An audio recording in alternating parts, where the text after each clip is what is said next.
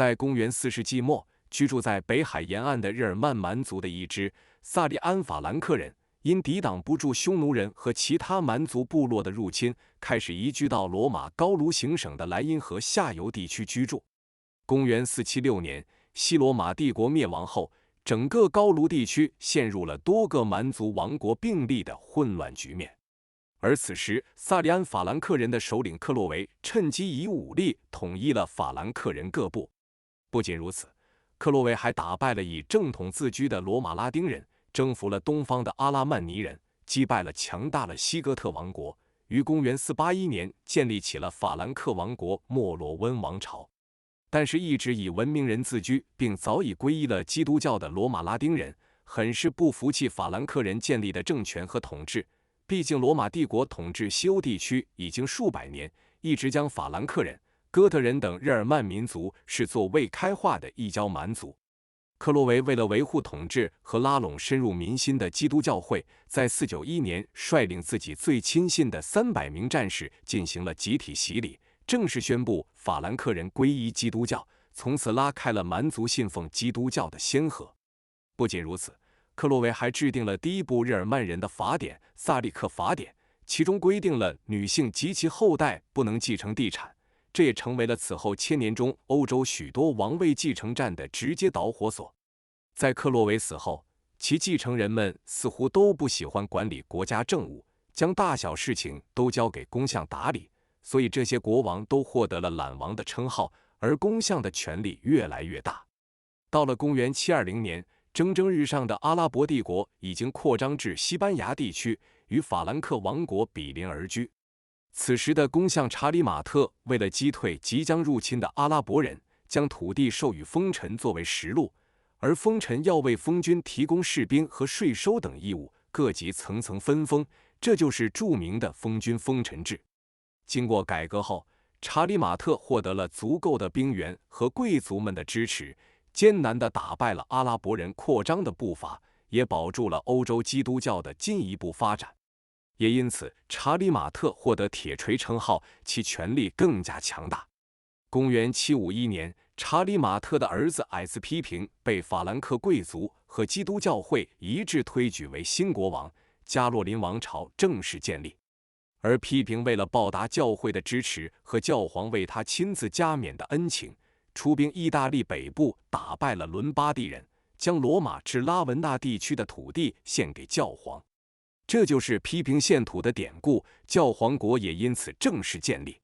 批评死后，其子查理继位，法兰克人开始了四处征伐，几乎将整个中西欧地区都纳入了法兰克王国的版图内。各地区的贵族和平民也在查理武力威胁下纷纷改信基督教。到了公元800年的圣诞节，教皇利奥3世亲自在罗马圣彼得大教堂为查理加冕为皇帝，称之为罗马人的皇帝。查理也获得查理曼的称号，意为伟大的查理，其塑造的帝国被称为查理帝国。面对如此强大的查理帝国，蜷缩于东边的罗马正统拜占庭帝国也被迫承认了这些称号。但是在查理曼死后不久，整个帝国就陷入了分裂。最终在查理曼长孙罗退尔在位时期，帝国一分为三，罗退尔的兄弟日耳曼路易获得帝国的东部称东法兰克，罗退尔的小兄弟秃头查理获得帝国西部称西法兰克，而罗退尔则获得中部狭长地区和意大利称中法兰克。此后，法兰克王国始终没能获得再次的统一，各个王国也发展出了不同的习俗、民风、语言，成为了独立的国家，奠定了日后的德意法3个民族国家。而这3个国家中，只有西法兰克王国继续使用法兰克这个名字，中法兰克则在罗退尔死后再次分裂，东法兰克在后来就演变为神圣罗马帝国，继续维持着罗马皇帝的传统。秃头查理虽然成立了西法兰克王国，但他并非一个强有力的统治者，手下的大封建领主完全不听国王的号令。不但如此，新兴的西法兰克王国还要面对北欧维京海盗的后裔诺曼人的入侵和劫掠。不能召集封建主为其一战的加洛林国王们，只能对诺曼人进行绥靖政策，用交赎金的方法来使诺曼人停止入侵。但这个方法根本不能满足诺曼人的野心和贪婪。到了911年，昏庸者查理三世更是与诺曼人首领罗洛立约，封他为公爵，将塞纳河口一带地方划归给罗洛统治。此后，这里有大批的诺曼人前来定居，形成了诺曼底公爵领。与软弱妥协的加洛林王室相比较之下，因为抵抗诺曼人入侵的卡佩家族声望越来越高，得到了众多封建主的支持和拥护。在987年，加洛林王朝的路易五世死后，天主教会和西法兰克的众多贵族一起推举卡佩家族的雨果卡佩为新的西法兰克国王，卡佩王朝建立。而此后，法国各个王朝的王室中，除波拿巴家族外，都是雨果的直系后代。因为雨果卡佩的头衔为法兰西公爵，西法兰克王国也开始以法兰西这个称呼代指国家的名称，狭义上的法兰西王国正式诞生。到了11世纪，居住在北方的诺曼人已经法国化，不仅皈依了天主教，而且上至贵族下至平民都说着流利的法语，成为了法国不可分割的一部分。1066年，法国对岸的英国国王忏悔者爱德华死后无嗣，诺曼底公爵私生子威廉凭借自己姨祖母是爱德华的母亲，以微弱的血统宣称发动了夺位战争，并同时声称爱德华在生前曾许诺由他继承英国王位。在得到教皇支持下的威廉一世用了8个多月的时间，成功征服了不列颠岛，开创了英国的诺曼王朝。威廉也获得征服者的称号。威廉加冕成为英国国王后，旧有的诺曼底公爵领地也成为了英国的一部分，但在法理上，威廉仍然是法国国王的封臣。1154年，英国诺曼王朝绝嗣后，法国的安茹伯爵亨利以旁系关系继承了英国王位，并且亨利的妻子也是法国阿奎丹的女公爵。这样一来，英国又通过王位更替再次带走了法国的大片领土。于是，法国历任国王不得不想尽办法去夺回原本属于法国的领土。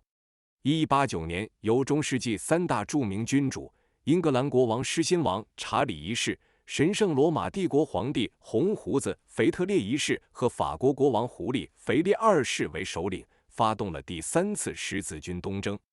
在东征期间，法王腓烈二世趁狮心王查理在前线之际，突然回军法国，夺回了英王在法国的领土，同时也为英法两国埋下了仇恨的种子。1328年，法王查理四世死后绝嗣，英王爱德华三世以法王外孙的身份要求继位，但法国贵族以萨利克法典中女子无继承权为由拒绝，并推举出卡佩旁系的瓦卢瓦家族的腓力六世继位，开启了瓦卢瓦王朝，也标志着英法百年战争正式爆发。在英法百年战争期间，法国境内最强大的勃艮第公爵倒向了英国，法国在战争前期直接被按在地上摩擦，法王约翰二世和大批贵族被俘，法国也失去了大片领土。就在法国即将灭亡之际，一位16岁的牧羊少女自称得到了上帝的启示来拯救法国，获得了王太子查理给予的兵权。这位少女在数月间接连夺回法国的大量失地，护送查理至兰斯大教堂加冕为王，扭转了战争劣势。更重要的是，法国人在这位少女的英勇冲锋和号召下，民族意识开始觉醒，法兰西民族国家开始形成。而这位牧羊少女就是法国历史上著名的民族英雄圣女贞德。战争后期，英国爆发内乱，法国开始趁机大规模反攻，收复了除加莱港一地之外的所有失地，完成了统一。此后的法国开始走上了争夺欧洲大陆霸主的道路，与神圣罗马帝国的哈布斯堡家族开始了长达60多年的意大利战争。同时，文艺复兴思潮也随着战争传播到了法国，法国的卢浮宫也在文艺复兴的影响下建成。16世纪，随着宗教改革运动的兴起，加尔文教在法国南部广为传播，信奉新教的诸侯们企图用宗教改革运动来达到夺取教会地产的目的，这与北方信奉天主教的封建贵族之间产生激烈矛盾，法国的宗教战争开始爆发。又因为加尔文教在法国被称之为胡格诺派，这场法国的宗教内战也被称之为胡格诺战争。其中在1572年的圣巴托罗缪惨案将这场战争推向了高潮。天主教徒在凯瑟琳王太后的眼皮子底下，对首都巴黎的胡格诺教徒进行了3天3夜的大屠杀，遇难者多达数万人，被认为是欧洲历史上最恐怖的一次宗教屠杀。直到1589年，法王亨利3世被刺杀死绝嗣，胡格诺派首领波旁家族的亨利4世以瓦卢瓦王室的旁系血统继承王位，在几年后颁布了南特敕令，宣布天主教为国教，同时给予胡格诺派以合法地位，才结束了这场30多年的宗教内战。而亨利4世开创的波旁王朝在接下来开创了法国历史上最为辉煌的时期，波旁家族也成为中世纪历史上仅次于哈布斯堡家族的最大王室。至今的西班牙王室仍然是亨利4世的后代。亨利4世的儿子路易13在位期间，启用了法国的红衣大主教黎塞留为相治理国家。在黎塞留担任首相的18年间，对内打击地方贵族，加强王权，对外运筹帷幄，纵横捭阖，并通过30年战争削弱了哈布斯堡家族和德意志众诸侯的实力，为法国称霸欧洲扫除了障碍。尽管在很多欧洲的文学作品中，黎塞留被描绘为曹操式的反面人物，但也阻止不了法国民众对他的爱戴，称呼其为最伟大的首相和无冕国王。在经过黎塞留的治理下，到了1643年，太阳王路易14即位，法国国力达到鼎盛。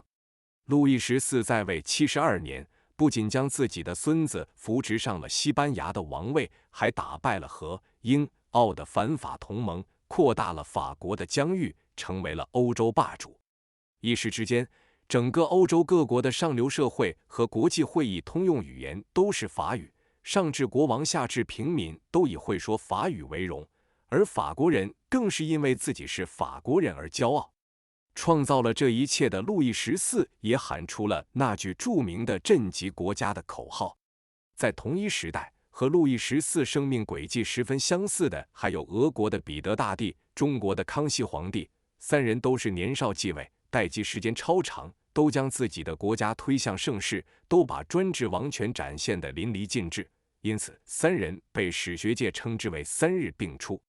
虽然路易14通过战争缔造了自己的伟大形象和超高名气，但同时路易14也和另外2个太阳王一样，给后继者留下了财政危机的烂摊子。彼得大帝的后继者中，好歹出了一个凯瑟琳大帝，续写俄国的辉煌；康熙也有个精明能干的斯阿哥雍正推行新政，挽救了大清的危机。而法国和路易14似乎就没有这么好的运气了。在路易14死后，他的曾孙路易15继位。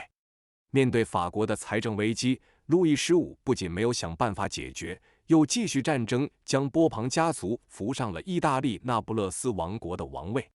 而且路易15在位的绝大多数时间里只知吃喝玩乐，整个法国王室生活十分糜烂，开销非常巨大，死后被法国人评价为最不得人心的国王。等到锁将国王路易16继位后，法国还发生了一场罕见的天灾，全国粮食欠收，财政危机更是十分紧张，各个阶层强烈要求召开制定征税事宜的3级议会。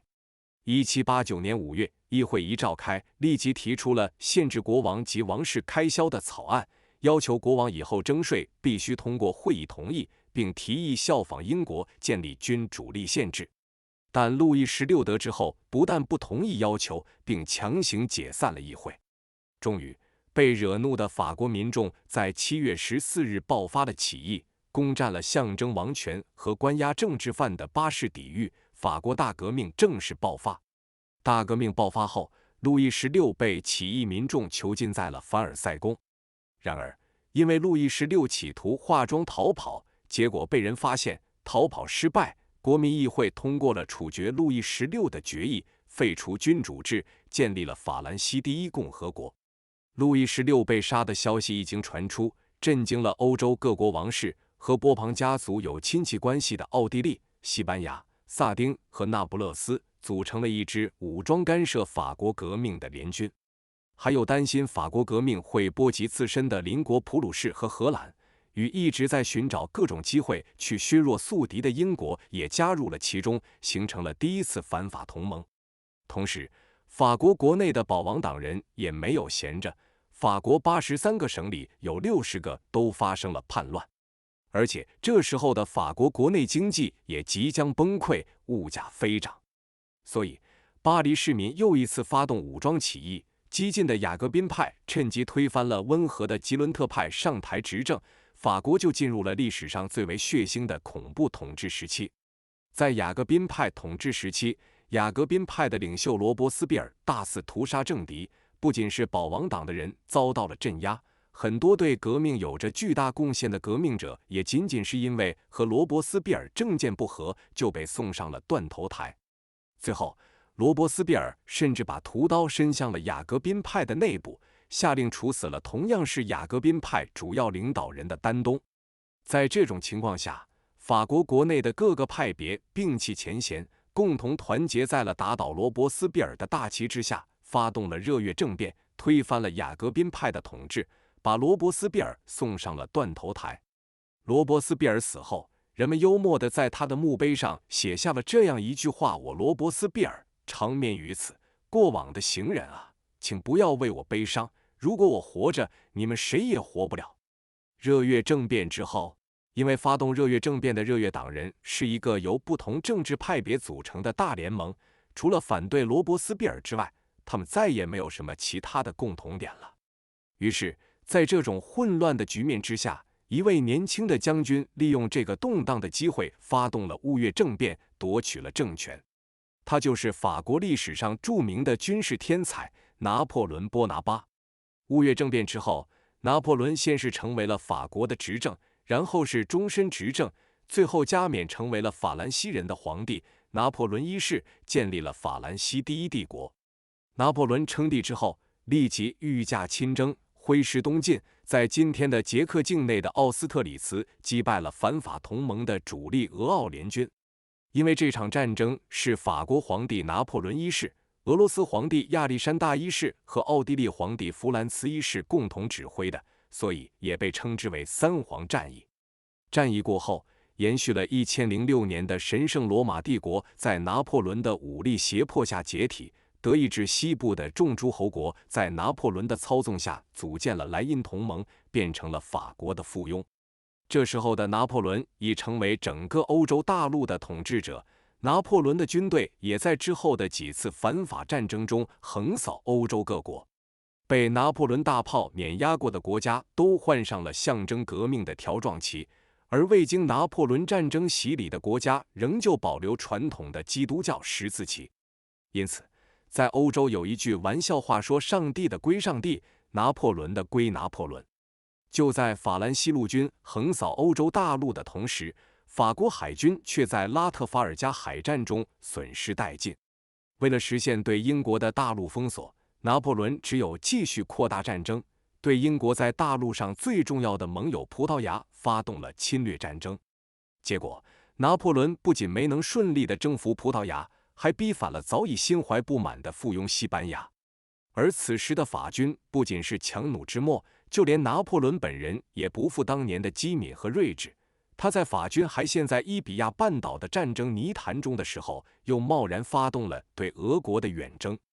面对俄国独眼名将库图佐夫元帅的坚壁清野，昔日百战百胜的拿破仑皇帝铩羽而归，之后又在莱比锡战役中再遭败绩。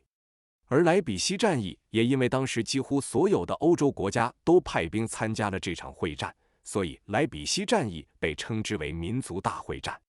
最终，回天乏力的拿破仑无奈地宣布退位，他本人被反法同盟流放到了地中海上的厄尔巴岛。但是，不甘心就此失败的拿破仑找了个机会，躲过了反法同盟的看管，偷偷重返法国，再次登上皇帝宝座。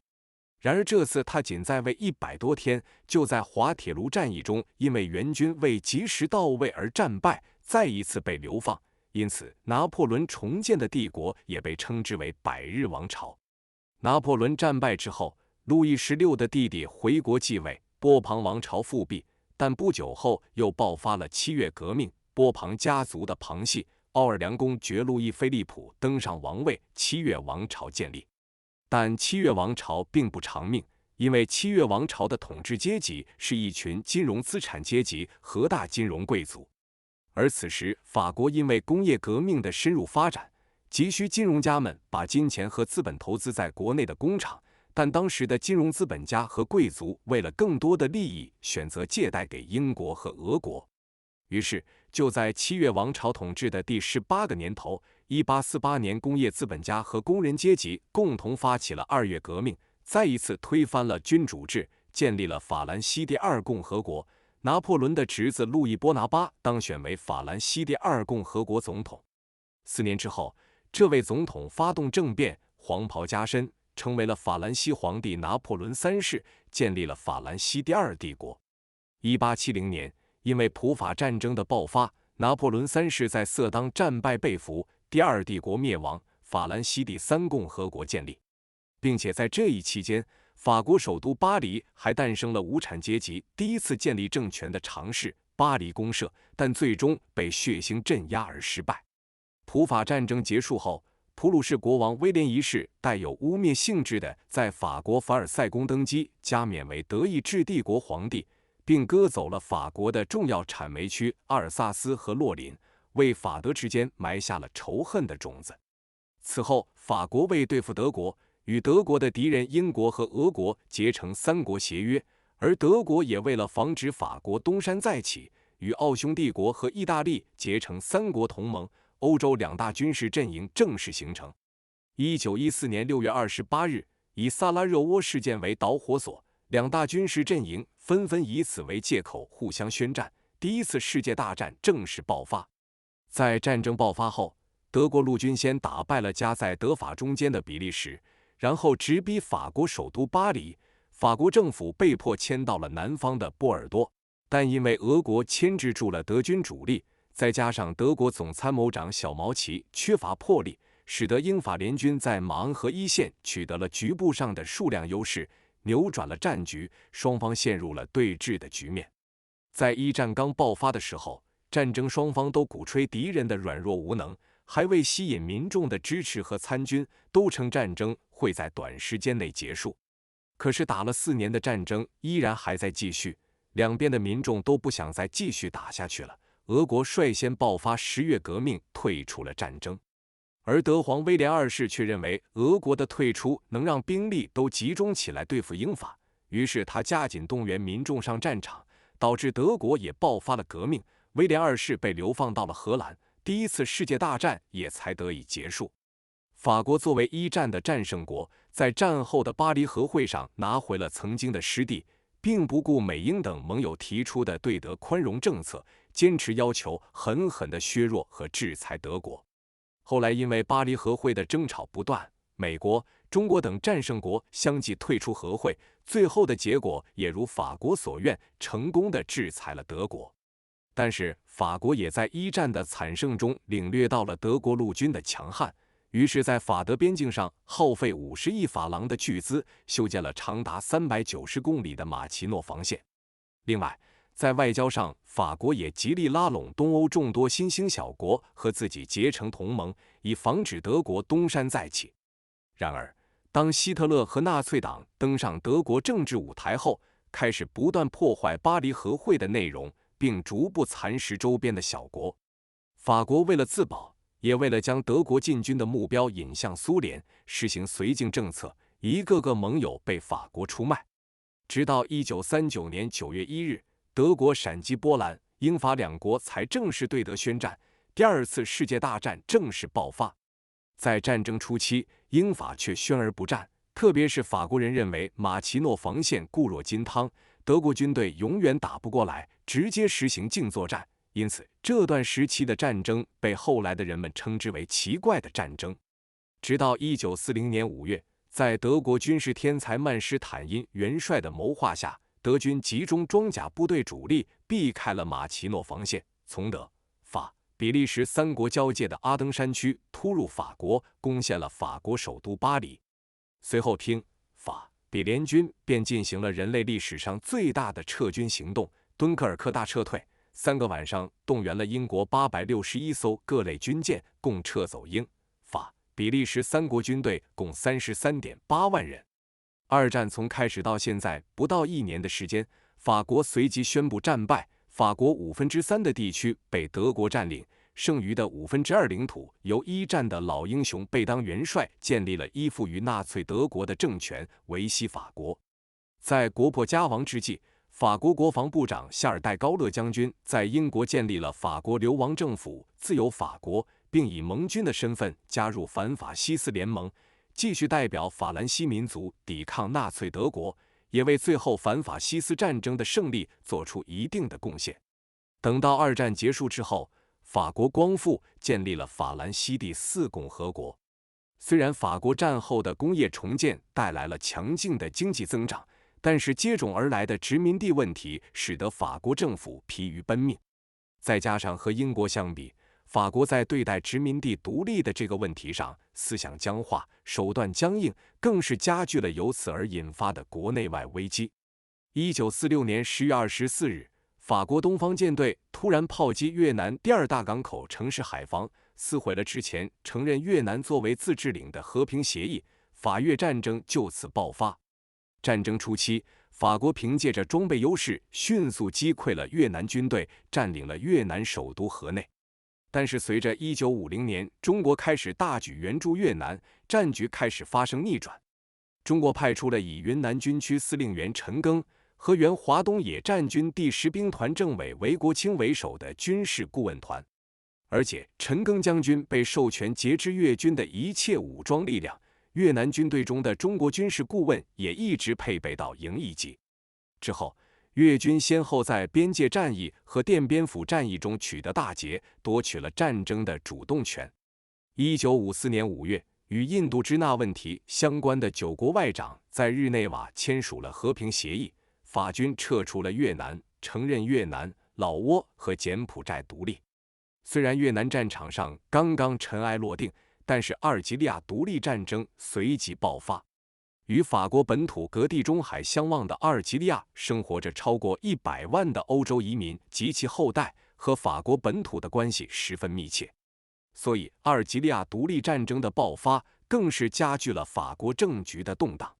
1958年5月13日，在阿尔及利亚前线的法国士兵突然发动政变，要求二战英雄戴高乐出山解决危机。然后戴高乐临危受命主持大局，并制定了扩大总统权力的新宪法。1958年9月，新宪法在法国全民公投中获得通过，双手掌制的法兰西第5共和国建立，延续至今。戴高乐上台之后，一改往日法国政府的僵硬措施，不仅承认了阿尔及利亚的独立，并且对德国平弃前嫌，和法国总理阿登纳一同对联邦德国抛出橄榄枝，联手德国建立了欧洲共同体，也就是今天的欧盟。法国的历史也进入了新的纪元。